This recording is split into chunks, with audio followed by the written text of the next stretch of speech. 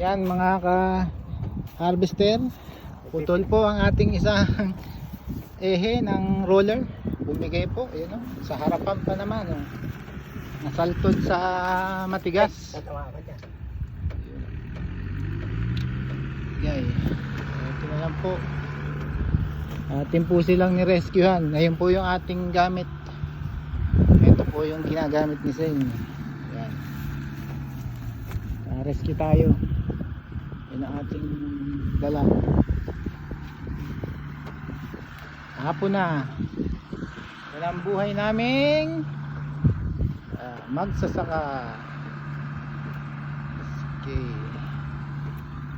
Putik pa naman.